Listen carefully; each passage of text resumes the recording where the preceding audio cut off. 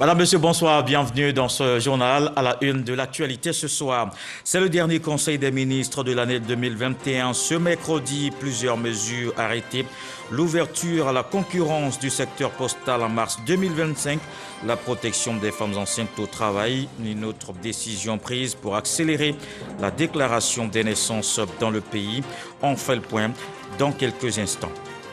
Fin de la session 2021 au Sénat, la Chambre haute du Parlement en vacances après plusieurs séances soldées par 17 projets de loi votés. Le président de l'institution, Jean-Noël Oussou-Kouadio, plaide pour le financement des collectivités territoriales. Il appelle les sénateurs à promouvoir la cohésion sociale dans leur localité.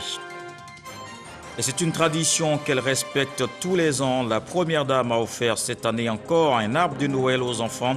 Organisé par la Fondation Children of Africa, 2000 enfants issus de toutes les couches sociales de la Côte d'Ivoire sont repartis avec des cadeaux. Les tout-petits se réjouissent de ce soutien de Dominique Ouattara qui se tient toujours à leur côté. Et puis en Guinée, Moussa Dadis Camara de retour à Conakry. Beaucoup de monde devant l'aéroport pour accueillir le capitaine en provenance de Dakar. Il dit être prêt à se mettre à la disposition de la justice pour les massacres du 28 septembre 2009.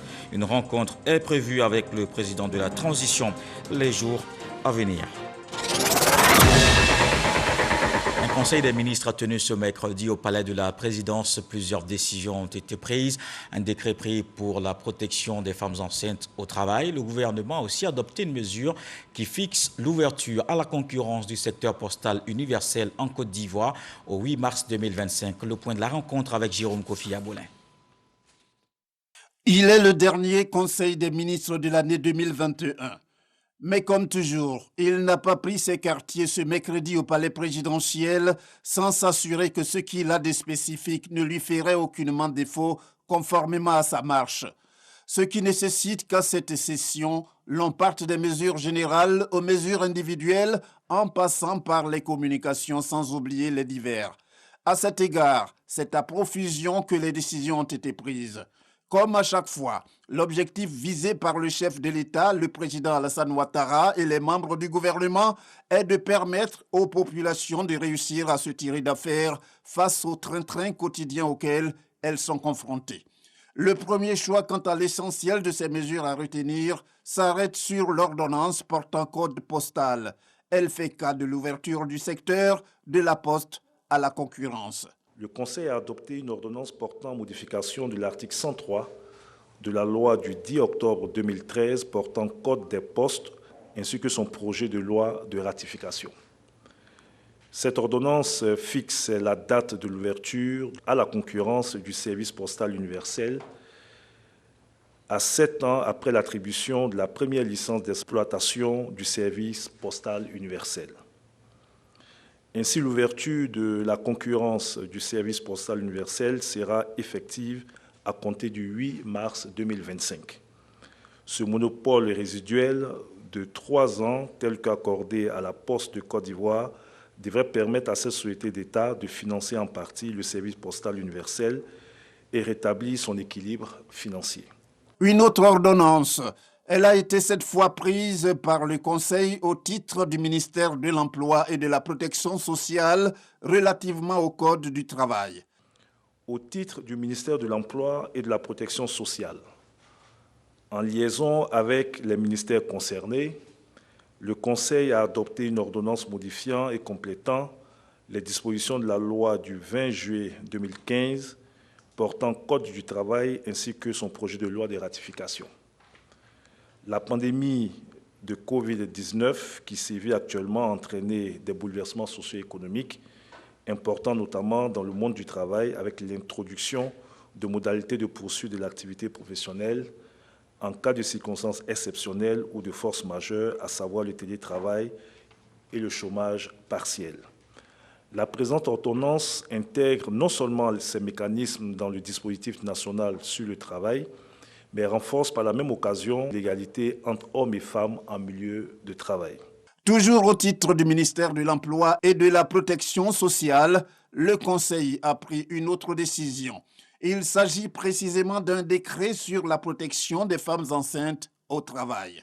Ce décret vise à assurer davantage à la femme les conditions d'un travail décent convenablement rémunérés et effectués dans un environnement de liberté, d'équité, de sécurité et de dignité humaine. Il interdit notamment d'affecter les femmes enceintes à des travaux excédant leur capacité physique en présentant des causes de danger et impose des moments effectifs de repos. Le Conseil des ministres s'est également préoccupé de la déclaration des naissances.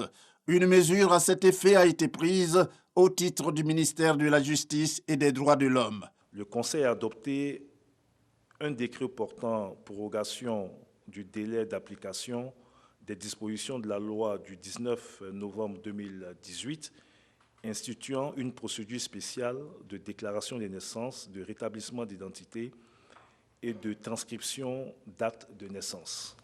Cette loi vise à résoudre de façon urgente et accélérer les difficultés rencontrées par nombre de personnes nées en Côte d'Ivoire dont la naissance n'a pas été déclarée à l'état civil et qui se trouvent dépourvues d'actes de naissance. Elle vise également à régler les cas de personnes qui utilisent des actes de naissance faux ou qui ne peuvent plus justifier de leur état civil, faute de pouvoir se procurer une copie de leur acte de naissance. Pour donner une chance aux personnes résiduelles concernées d'être prises en compte dans le processus d'identification en cours par l'établissement du registre national des personnes physiques, ce décret proroge de 3 ans le délai d'application de la loi qui arrive à terme le 2 janvier 2022, suite à une première prorogation de 2 ans en 2019. Le prochain Conseil des ministres va se tenir l'année prochaine. Pour plus de précision, il est prévu à la date du 5 janvier 2022. Et c'est aussi la période des vacances au Sénat, une réunion pour mettre fin à la session. Au total, 17 projets de loi votés. Le président de la Chambre haute en a profité pour faire, entre autres, un plaidoyer pour le financement des collectivités territoriales. Jeannot Ousou-Kouadio s'est aussi prononcé sur des sujets d'actualité tels que le dialogue politique. Kader Sogodogo et Taïa Moussoukro. Ouverte le 13 avril 2021, l'année parlementaire se referme pour les sénateurs ce 22 décembre 2021. Un seul point est à l'ordre du jour de cette session de clôture. Le discours de Jeannot Ousou-Kouadio, le président du Sénat. Temps fort de son intervention, le plaidoyer en faveur des collectivités territoriales dont le Sénat assure la représentativité.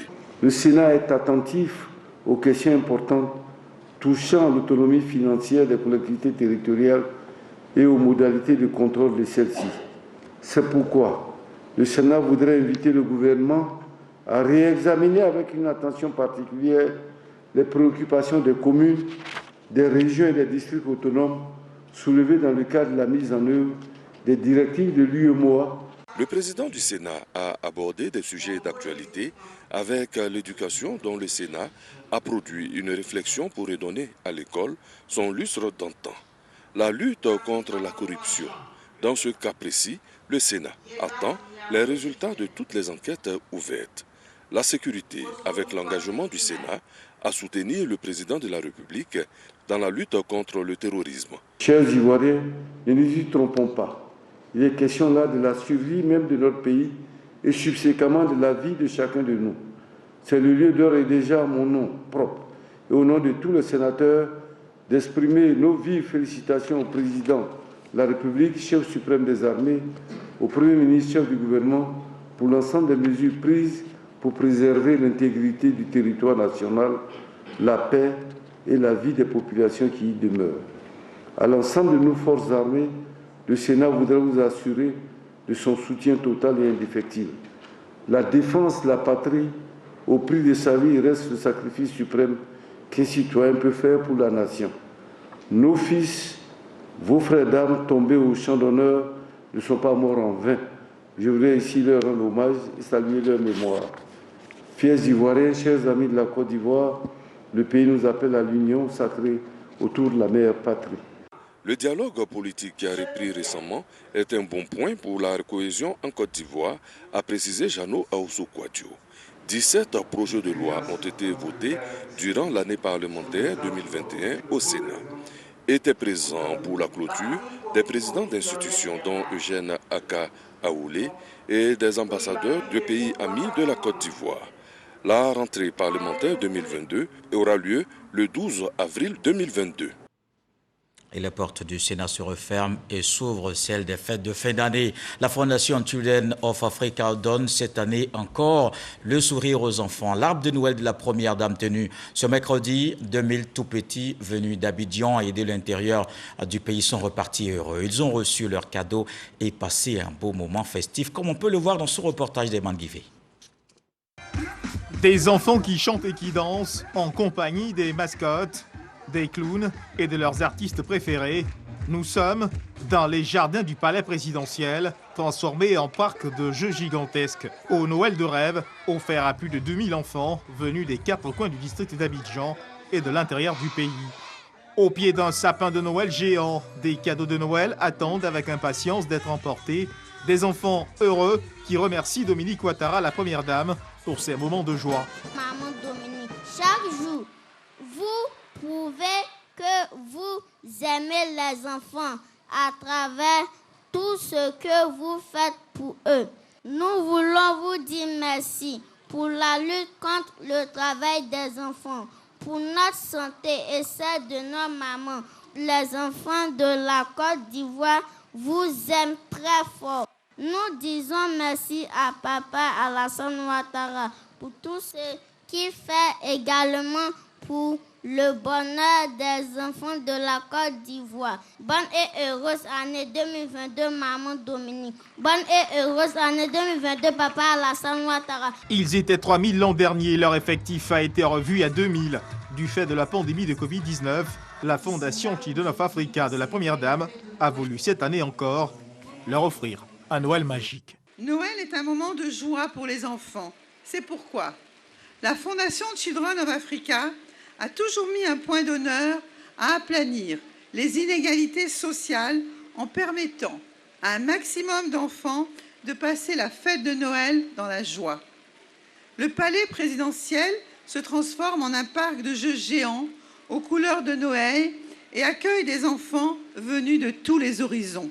J'espère que vous profiterez de cette journée de rêve pour sympathiser avec d'autres enfants, car en plus d'être la fête du partage, Noël est véritablement la fête de l'amitié et de l'amour. Je vous demande d'applaudir très fort également les enfants de la commune d'Adzopé, qui sont cette année les invités d'honneur de l'arbre de Noël de la Fondation. Merci à tous d'être à nos côtés cet après-midi. Je souhaite à toutes et à tous de bonnes fêtes de fin d'année et un joyeux Noël 2021. Je vous remercie. Le Père Noël est là. Il arrive les bras chargés de cadeaux. Les enfants heureux ont du mal à contenir leur joie. Des arbres de Noël éclatés sont organisés à travers toute la Côte d'Ivoire pour permettre à environ 15 000 enfants de passer à un Noël de rêve, un Noël magique. Chacun d'entre eux est reparti avec un merveilleux cadeau, souvenir d'une journée magnifique. C'est donc parti pour les festivités de fin d'année, 3e édition d'Abobo en fête, lancée officiellement par le maire de la commune, Kandia Camara. Plusieurs articles disponibles au sein du marché de Noël et un espace gastronomique. Ces cadres restent ouverts jusqu'au 1er janvier 2022 pour que les populations d'Abobo et d'ailleurs en profitent. Noël Danyogo, Grâce Kando. Cette coupure de ruban par le maire d'Abobo marque l'ouverture de la 3e édition d'Abobo en fête. C'est un marché qui comporte de nombreux articles tels jouets, vêtements, accessoires de beauté et la mise à disposition d'un espace gastronomique. C'est une bonne initiative, ça égaye un peu la population d'Abobo et ça permet qu'on se retrouve nous ici pour pouvoir boire un coup, causer aussi. Les commerçants se réjouissent de cette opportunité qu'offre la mairie. Nous remercions Madame le ministre pour l'édition, pour la 3e édition qu'elle a organisée. Que Dieu lui donne encore la santé pour qu'elle puisse organiser encore plus. Parce que nous les commerçants, nous les braiseurs de poulet, poissons comme ça, nous en bénéficions. Une initiative saluée par le ministre délégué chargé de l'intégration africaine. Abobo, c'est la Côte d'Ivoire en miniature. Et il y a toutes les couches de la population. Il y a les classes les plus défavorisées, il y a les classes moyennes. Et c'est à partir d'Abobo qu'on peut voir réellement ce qui se passe en Côte d'Ivoire. Donc il faut absolument encourager la ministre d'État, lui souhaiter bonne chance à la tête de la commune d'Abobo. Occasion saisie par le maire de la commune pour sensibiliser les populations au respect des mesures barrières en cette période de fête de fin d'année. Abobo ne voulait pas demeurer en reste. Abobo aussi a décidé de faire la fête comme tous les Ivoiriens, mais je dirais comme toutes les populations du monde. Donc je lance un appel à toute la population d'Abobo de se faire vacciner pour se protéger, pour être en bonne santé, parce que le président Alassane Ouattara a décidé de développer Abobo pour les Abobolais, mais il veut que les Abobolais vivent longtemps pour pouvoir profiter. Donc bonne fête de fin d'année à tous et à toutes. Plus de 2000 visiteurs sont attendus par jour dans ce marché de Noël, ouvert le 17 décembre et fermera ses portes le 1er janvier prochain. Et au cours de cette période de fête, les populations se ruent sur les produits dans les commerces. On s'approvisionne en articles de tout genre pour ne manquer de rien à la maison. Un moment de forte demande qui entraîne parfois la hausse des prix. Les ménages confrontés à la réalité du terrain, la flambée des coûts des marchandises. C'est un sujet de Noël Dagnogo et Franck Wadio. À quelques jours de la célébration des fêtes de fin d'année, c'est la ruée vers les lieux de commerce, s'approvisionner en produits de grande consommation ou encore un article de tout genre. La demande est forte. L'on assiste alors à la grimpée des prix. C'est du moins le constat général. Nous sommes au rayon jouet de ce grand magasin. Cette mère de famille est venue de l'intérieur du pays. Je viens de Zouanien. Je suis venue faire achat pour mes enfants, pour les cadeaux de Noël. Les prix sont un peu élevés par rapport à l'année dernière. Or, cette année, il n'y a pas l'argent. Le cacao n'a pas donné. Donc, je vais faire un peu de tout pour voir. Ce que je vais voir qui sera un peu abordable, je vais prendre pour mes enfants. Les jouets sont chers. En tout cas, tout ce qui a trait à la fête nous coûte beaucoup cher. Voilà, par exemple, la guitare que j'ai prise tout à l'heure, l'année passée, on nous disait à 5 000, à 4 500. Aujourd'hui, on me parle de 10 000 francs. C'est un peu trop. Denrées ou produits des plus divers, le choix est offert, mais difficile d'avoir toujours assez à ce que l'on veut. C'est donc dur pour les consommateurs. Des prix qui flambent, une réalité qu'expliquent les commerçants. Les prix en gros ont augmenté, ça c'est un d'abord. Et puis on voit pas, il n'y a pas de clients. La clientèle a beaucoup diminué. Il y a une poupée qui parle. Elle, on la prenait auparavant à 8 000 en gros. Actuellement, je te parle, on la prend à 14 000 en gros. On est obligé de hausser les prix pour pouvoir avoir quelque chose aussi en retour. Dans la commune d'Adjamé, marché Gouro, ici c'est l'univers du vivrier. Ce gros centre pourvoyeur de produits de première nécessité en effervescence comme d'accoutumé. Un branle-bas qui ne bouleverse pas pour le moment les prévisions des clientes. Cette année, il n'y a pas d'augmentation des prix. Et concernant ce que nous vendions les pommes de terre, oignons, bon, ça se trouve à le même prix toujours qu'on a l'habitude à vendre. Donc pour le moment, on peut dire oignon blanc. Le prix même est baissé par rapport à les mois passés. Des propos à nuancer tout de même. Certains usagers, comme Dame Touré, ne partagent pas cet avis. Ce que moi j'ai constaté, c'est que les prix ont augmenté. Sincèrement, le paquet de carottes est passé à 1300 au lieu de 900. Sur le site, Dame Touré est venue s'approvisionner. Sa préoccupation cependant, le coût du transport. Les moyens de transport, là, ça a vraiment augmenté. Le prix a augmenté et puis c'est difficile même d'en avoir. Par rapport aux routes qui sont un peu déviées, donc les embouteillages, en tout cas, on a des difficultés pour se déplacer. Flambée des prix et période festive en fin d'année. Une évidence qui prend forme de plus en plus, souvent due à la surenchère, souvent conséquence de la loi du marché. Les populations, quant à elles, rêvent d'une fin d'année des plus tranquilles.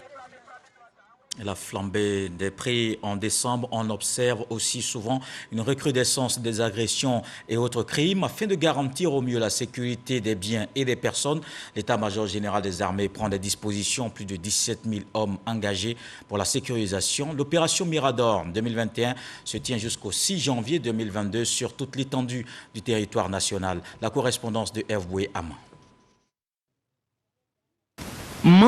Place d'armes du bataillon de sécurisation de l'Ouest BSO. Il est 17h passé ce mardi 21 décembre 2021. Le colonel Soro Draman donne des instructions à ses hommes pour la sécurisation des fêtes de fin d'année dans le Grand Ouest. L'opération Mirador 2021 de l'état-major des armées de Côte d'Ivoire est ainsi lancée officiellement à l'Ouest. Pour le BSO, il s'agit de la sécurisation d'abord des frontières. Moi, à mon niveau, toutes mes frontières sont déjà scellées et il nous reste à sécuriser l'intérieur du pays, c'est-à-dire les grandes agglomérations, les grandes villes et les différents axes. Voilà, nous avons cette mission-là de maintenant jusqu'au 6 janvier. C'est l'ensemble du bataillon qui est engagé. Voilà. Ceux qui sont déjà sur les lignes de la frontière et ceux qui sont encore sur d'autres positions de sécurisation du Grand Ouest. Et tout ce monde sont tous engagés dans l'opération Mirador 2021. L'opération Mirador 2021, c'est donc veiller et surveiller pour permettre aux populations de passer d'agréables fêtes de fin d'année. L'état-major des armées invite les populations à collaborer avec les forces engagées pour optimiser la lutte contre la délinquance. Le mérite de ces hommes célébrés au ministère d'État, ministère de la Défense, 384 personnels du groupement ministériel des moyens généraux ont reçu la reconnaissance de l'État pour leur dévouement et leur exemplarité. Certains ont été distingués dans l'ordre du mérite, d'autres dans l'ordre national et des agents ont reçu la médaille des forces armées. Des distinctions reçues des mains du ministre d'État, ministre de la Défense, Téné Birahima Ouattara. Le médiateur de la République continue ses initiatives de renforcement de la cohésion sociale. Adama Toungara veut rapprocher l'Institut des populations. Des délégations sont installées dans plusieurs localités pour ce faire. Le délégué de la région du Bafing installé à Touba, il s'agit de Sanogo Al-Hassan, administrateur civil à la retraite. F. Boué. La région du Bafing a désormais son médiateur délégué. Il s'agit de Sanogo Al-Hassana, administrateur civil à la retraite. Il est installé officiellement à la mairie de Touba par le médiateur de la République, Adama Tunkara. Jusqu'à ce jour, c'est Soro Dosiele, médiateur délégué du Ourodougou, qui couvrait la région du Bafing. Le médiateur est à la disposition de tous. Il va écouter tout le monde. Il ne donne pas son avis tout de suite. Il facilite le dialogue, il facilite les concertations. Et son objectif principal, c'est d'amener la cohésion, la paix. La paix entendue comme tranquillité. Et c'est cette tranquillité qu'il faut tout faire pour préserver dans le Bafing, selon Adama Tunkara. À Touba, il n'y a pas de problème aussi grave qui compromette la paix dans cette région de notre pays. Mais la paix est comme la prunelle de nos yeux, il faut l'entretenir. Il faut être toujours présent pour s'assurer qu'il n'y a pas de litige, de conflits naissants qui peuvent perturber le vivre ensemble dans cette belle région de Touba. En marge de la cérémonie d'installation, le siège de la délégation située au quartier Toubako a été inauguré.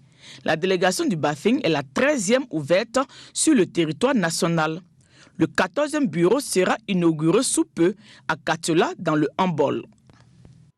Et après son élection le 13 novembre dernier à Korogo, Abou Bané, le nouveau président de l'Union fraternelle des élus et cadres du Grand Nord, investit lundi à Abidjan. Lui et son bureau, constitué de 43 membres, entendent contribuer au développement des 11 régions du septentrion ivoirien. Moussa Konaté. Une daba brandit fièrement, symbole des tâches à accomplir dans ses nouvelles fonctions. Abou Bané est officiellement le président de l'Union fraternelle des élus et cadres du Grand Nord. Il sera accompagné dans ses missions par 42 personnes, dont 11 vice-présidents issus des 11 régions du Grand Nord. Le challenge est grand parce que le Nord, jusque-là, malgré les efforts du président de la République depuis 2011, le Nord a beaucoup à faire encore en termes de développement. Donc nous mesurons l'ampleur de nos tâches. Nous allons nous consacrer à accompagner les cadres et élus afin d'atteindre les objectifs qui nous ont été fixés, à savoir des objectifs de développement pour nos populations. Il va falloir casser les préjugés, il va falloir avancer et puis donner du rêve à ceux qui nous ont fait confiance. Je pense qu'on a un grand rôle à jouer et on va essayer de ne pas décevoir ceux qui nous y attendent. Nous allons faire le maximum pour pouvoir donc remplir la tâche qui nous sera confiée et surtout faire en sorte que le développement puisse atteindre l'ensemble des 11 régions. Installé dans son fauteuil par le comité des sages dirigé par Gilbert Kafana Koni, le nouveau président de l'UGN appelle à l'union pour l'atteinte des objectifs de l'association. L'équipe que j'ai mise en place tient compte de l'ambitieux programme qu'ensemble nous comptons mettre en œuvre. Il respecte l'équilibre entre les différentes régions, il tient compte du genre, des compétences et des expériences. C'est une véritable task force pour le développement du Grand Nord qui ambitionne de produire les résultats factuels en lien avec les attentes de la population. Chers membres du Bureau exécutif national, je voudrais vous féliciter et vous encourager. Des travaux herculéens nous attendent qui vont nous demander disponibilité, passion, courage et engagement. Je ne doute pas un seul instant qu'unis et solidaires, nous ne puissions obtenir des résultats probants, eu égard à l'important vivier de compétences et d'expérience des cadres du Grand Nord. Abougbani est administrateur financier, cadre de la région du Gontougou.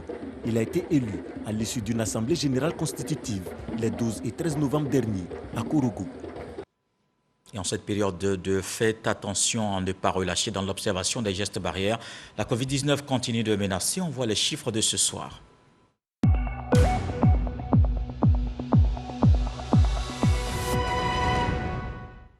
Des chiffres qui inquiètent et tenez-vous bien. 247 nouveaux cas enregistrés aujourd'hui. 10 personnes guéries et 0 décès. À la date du 22 décembre 2021, la Côte d'Ivoire compte donc 62 583 cas confirmés, 61 159 personnes guéries, 706 décès et 712 cas actifs. Au total, 6 536 151 doses de vaccins administrées contre la Covid-19. Fin des travaux de la 9e conférence des États partis à la Convention des Nations Unies contre la corruption. La rencontre tenue en Égypte, la délégation ivoirienne conduite par le ministre Zoro Epifane Ballo, ministre de la promotion de la bonne gouvernance. Les partis se sont engagés à renforcer la lutte contre ce phénomène dans le pays. Angela Diallo, Moussa Konaté.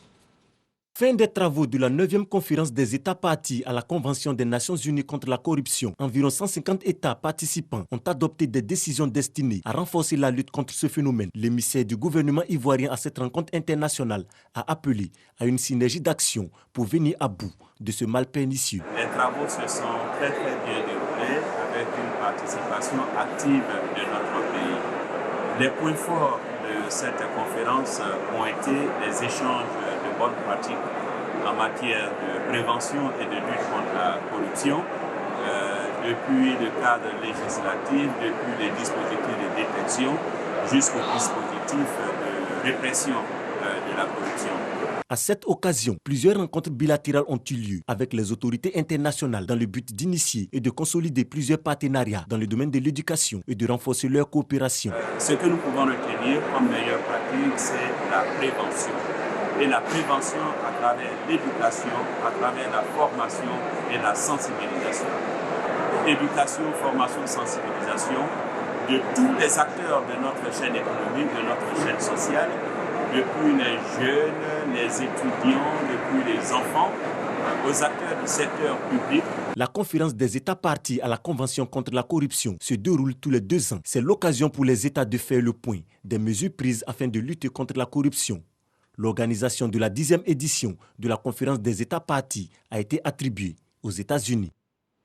Dans l'actualité politique ce soir, les jeunes du RHDP célèbrent l'an 1 de la prestation de serment du président de la République Alassane Ouattara. Un meeting organisé à l'occasion pour célébrer la démocratie et l'état de droit. Plusieurs personnalités politiques étaient à cette manifestation tenue au Parc des Sports de Treichville. Alec Lavry Alvorassa. Ils sont venus de plusieurs localités du pays. Ces jeunes issus des différents groupements du Rassemblement des oufouettistes pour la démocratie et la paix RHDP. Le premier anniversaire de prestation de serment du président de la République Alassane Ouattara est l'occasion pour eux de manifester leur engagement à leur leader. En première ligne, le ministre de la promotion de la jeunesse, de l'insertion professionnelle et du service civique. Il s'agit de célébrer la démocratie. Il s'agit de célébrer l'état de droit. Il s'agit de célébrer la cohésion sociale et la paix. Je viens saluer votre mobilisation à ce rendez-vous de la célébration de l'an 1, de notre mentor, de notre chef, de notre patron, de notre leader, le président Alassane Ouattara. Vous êtes sortis nombreux sous ce soleil de plomb. Et pour cela, je vais demander aux jeunes de s'asseoir et demander aux cadres qui sont sur le podium de se lever et de vous ovationner. Parce que vous le méritez. Une initiative saluée par Adama Bictogo, vice-président de l'Assemblée nationale et cadre du RHDP, qui n'a pas manqué de remercier les militants qui ont effectué les déplacements. Votre présence de ce matin en elle-même est suffisante pour témoigner votre reconnaissance. Aujourd'hui, le président Alassane Ouattara nous demande de mener la bataille de la paix, de l'amour et du pardon. L'anniversaire de cette prestation de serment du président de la République Alassane Ouattara est désormais célébré chaque 11 décembre en Côte d'Ivoire par les militants du RHDP. Dans le reste de l'actualité en Guinée, retour de Moussa Dadis Camara ce mercredi à Conakry. Il y avait beaucoup de monde devant l'aéroport pour accueillir le capitaine en provenance de Dakar. L'atmosphère était à la fête avec des danseurs, des musiciens, tout le folklore de la Guinée forestière qui s'était déplacé à Conakry pour justifier le retour de l'ancien chef de l'État. Le Comité national de redressement et du développement avait invoqué fin novembre le besoin de réconciliation et d'apaisement. Une rencontre est prévue avec le colonel Mamadi Doumbouya, président de la transition dans les jours à venir. Dadis Camara dit être prêt à se mettre à la disposition de la justice pour les massacres du 28 septembre 2009. Voilà qui met un terme à ce journal. Merci de l'avoir suivi. Retour de l'actualité, 23h.